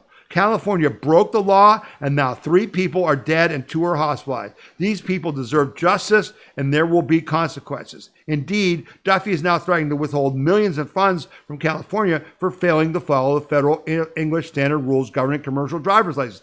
That's not enough. That's not enough. The people who didn't follow the rule, Gavin Newsome and whoever does the test for truck drivers, need to be charged. They need to be charged. And this is after there was another case in Florida where 3 people were killed. This is a real danger. And you know what? The Trump team, Duffy, is taking real action to keep you from getting killed. What are the Democrats doing? They're working to help them kill you. Does that not convince you that we're at war? That's what happens in war. The other side tries to kill the people on our side. We need to arrest and deport these people. We are at war. That's what this whole podcast is about. And when I tell you it's international, I'm not kidding. We always bring receipts at We the People Convention's News and Opinion weekly podcast. Venezuela narco regime provided over $20 million to fund Black Lives Matter. Oh, that's an interesting story. The Washington Examiner has uncovered deep connections between Chavista regime in Venezuela and Black Lives Matter organization that presents itself as the defender of racial rights, but according to documented evidence, has served as a vehicle for a foreign Marxist agenda. I've told you before, it's on our website. The founders of Black Lives Matter said during the height of Black Lives Matter that we are trained Marxists and our goal is to destroy the United States, but woke choke corporations gave them millions. Okay? Talk about that in a second.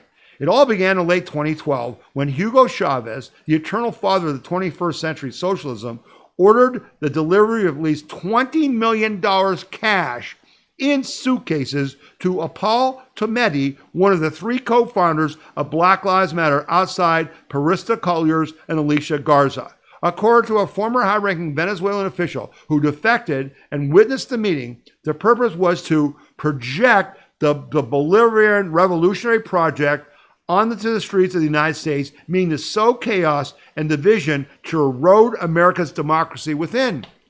Does that sound familiar? Does it sound like what I just told you in the first half of this podcast? Does it sound like what I've been telling you for years? The goal is to sow chaos and division to erode American democracy from within. This is what Hugo Chaves said when he then shipped $20 million cash to Black Lives Matters to do what? To sow division. On his deathbed due to cancer, Chaves said Black Lives Matter is the perfect tool to export his anti-imperialist ideology. And they were. And they were. And Black Lives Matter was supported by Barack Obama. And remember, Kamala Harris? Yeah, she was getting bail money to get the rioters out the day after they were arrested. Yeah, we've been under attack, folks, for 16 years. That ends now. And guess what? Oh, the DOJ is finally investigating the Black Lives founders for misuse of the funds that were donated to them. You mean like the $16 million mansion that they bought for themselves? Yeah, it was all a lie. It was all a lie. And all the dumb people put Black Lives Matter symbols to show how virtuous they were and flew the flags because we are a racist nation, don't you know? No, I don't know. We're not a racist nation. We're one of the most tolerant nations in the history of the freaking world. The only racists are the Black Lives Matter commie people who hate white people. They're the racists. The only racists are the NAACP. The only racists are Barack Hussein Obama, who ain't black. He's mulatto. His mother was white, who hate white people. Eric Holder's the racist. I'm not. You're not. We're not. America's not. They're the damned racists. And it's time for justice to be served upon them. A couple more stories that are good stories, and then we'll wrap up the podcast. This is a good story. This is about Argentina President Javier Milei, who won a big victory in Argentina that was in doubt. Is in doubt until President Trump and Scott Bessent bailed him out before the election to help him win. Argentina President Javier Milei's party has won a decisive victory in Milei's first political test since his election in 2023. Milei's government, La Libertad Avanza, won 40.8% of the votes nationally in elections for the lower house of Congress, according to tallies in the local media. The results, widely reported, also show his party won 6 of the 8 provinces that voted to renew a third of the Senate. In comparison, the second leading leftist party won 30.1.7%. The elections were high stakes for Milei, M-I-L-E-I, Milei, who has undertaken a vast libertarian agenda to cut regulation, government spending, and other state-heavy policies. These elections are seen by observers as the first referendum for Milei's shock therapy reforms and chainsaw economics. He's cut, Argentina was a disaster. He's bringing back freedom and liberty and free markets, but the left was trying to take him out in this election. Milei's approach to Argentina's government has gained the support of U.S. President Donald Trump, whose administration has offered financial incentives to the country if it moves forward with its current policy trajectory. The victory could pay off financially for Argentina. Earlier this month, U.S. Treasury Secretary Scott Bessent unveiled a $20 billion economic rescue package that aimed to boost Argentina's foreign reserves and stabilize the peso during a cash crunch. The United States also purchased Argentina pesos from markets, bringing the United States overall backing to $40 billion, which the left in the U.S. criticized. Oh, Donald Trump's going to let the poor people die of starvation by not renewing SNAP, but he's giving $40 billion to Argentina. The commie left in the U.S. was criticizing Trump from trying to help Milei defeat the commie left in Argentina. Get it? See, it's all connected? The United States, however, Trump cautioned earlier this week that continued U.S. support will be contingent on the electoral outcome in the region's third largest economy, and the voters in Argentina got the message.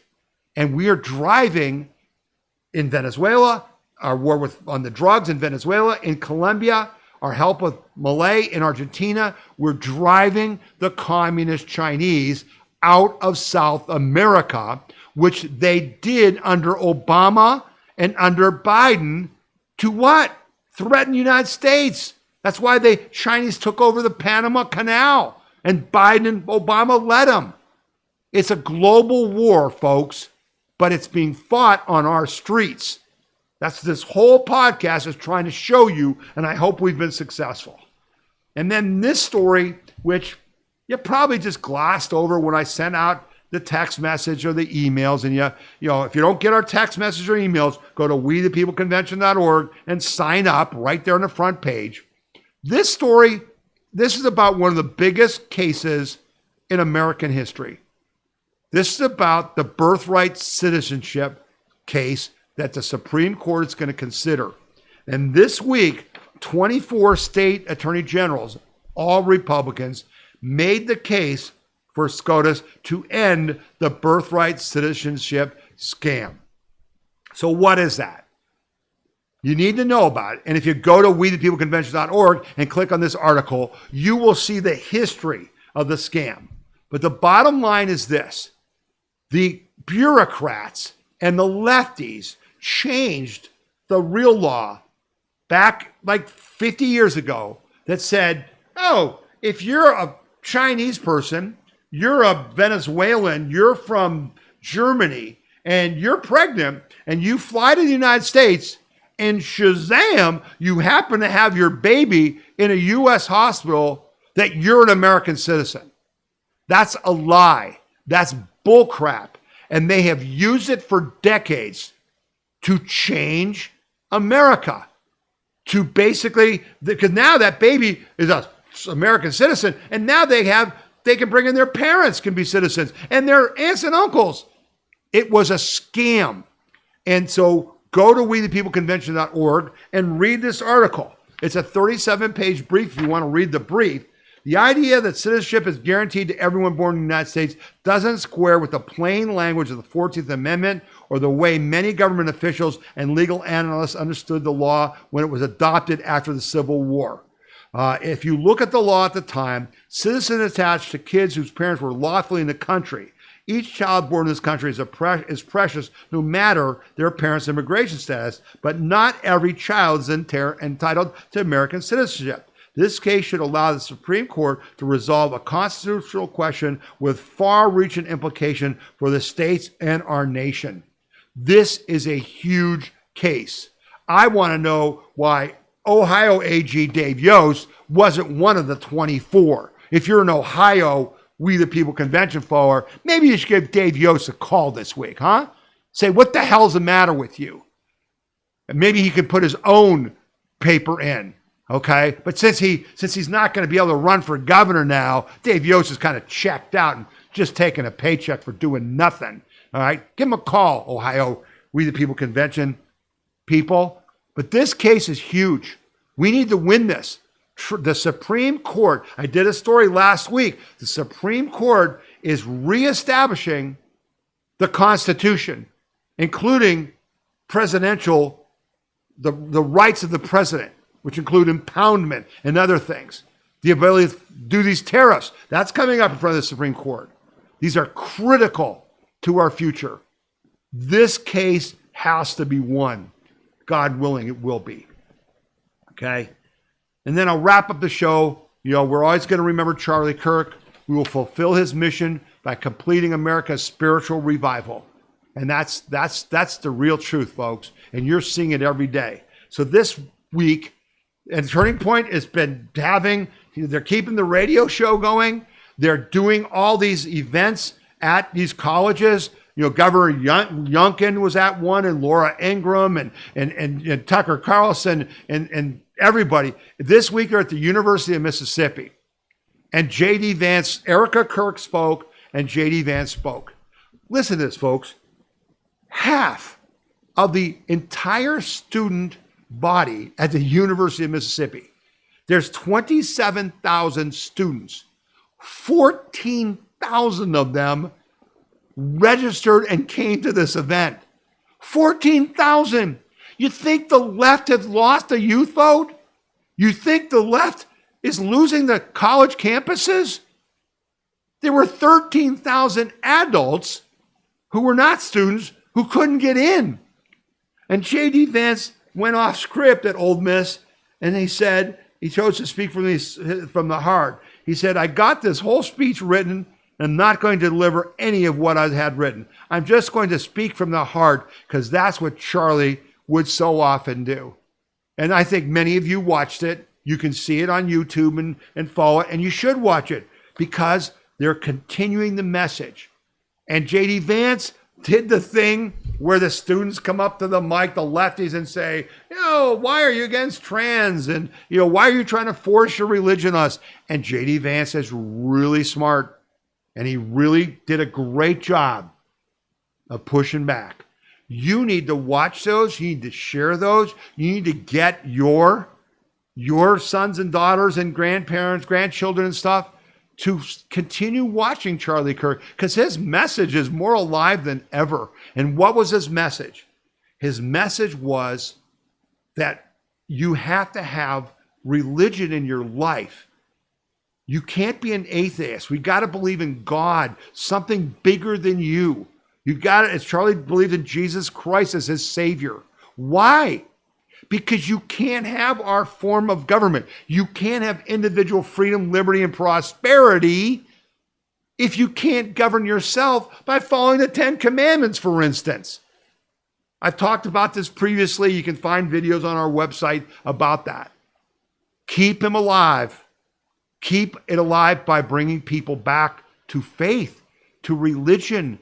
We are a Judeo-Christian nation. This form of government is only workable for a more religious and moral people, and is totally unsuitable for any other, including atheists and including Islamists, including Muslims. Doesn't work. After we defeat the commies, we're going to have to defeat the Islamists, because it doesn't work. If you want freedom and liberty, that's our task. Okay? So we're going to wrap up our podcast for this week. I hope you enjoyed it. If you did, please tell people about this podcast. That's the key. If you have questions, comments, stories we didn't cover that we should have covered, write to me at info@wethepeopleconvention.org. info@wethepeopleconvention.org. I just can't tell you how important it is for you to share the message. I think we just put together one of the best first half about the Civil War we're in that I've seen anywhere. You need to share that. And our chapters player will be on the podcast page, usually on Sunday, that allows you to share just individual stories. All those videos I showed you will be there. Share them. Spread the word. Call your senators and say, we want you to get rid of the filibuster. Call if you're in New Jersey and Virginia and New York, fight, fight, fight. If you're not in those states, donate to Winsome Sears. Donate to Scott Pressler, and let's win New Jersey and Virginia on Tuesday. Okay? Share these videos. We are at war, and you and I are on the front lines. And I'm not in it to lose. I'm in it to win. And I will do whatever it takes to defeat the communists who are trying to destroy our individual freedom, liberty, and prosperity. You can take that to the bank. We've been doing it for 16 years, and we've been winning for 16 years because of the donors to the We the People Convention and people like you who are watching this and sharing it and educating your fellow citizens and acting in defense of your individual freedom, liberty, and prosperity. Thank you for that. Keep it up. All right, we're going to wrap up this week's show. Happy November. Have a great holiday season. It's going to get, Halloween kind of kicks it off. Thanksgiving's coming. It's that time of year. Enjoy the fall. If it's, changing in your area, It's beautiful here in Northeast Ohio. Be a happy warrior. Love your family, love your spouse, love your children, love your community, love your church, love your country. That's what this is about. That's what America's about. That's why everyone wants to come here. Until next week, I hope God will bless you because God has blessed America, and I hope he will continue to do so. You've been listening to the We the People Convention News and Opinion Podcast, and my name is Tom Zelistowski. Bye now.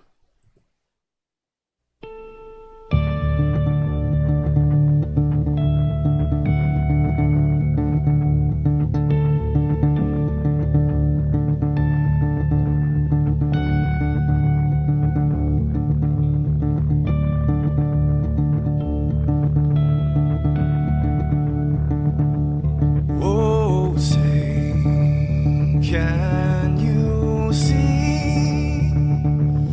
by the dawn's early light what so proudly we hailed at the twilight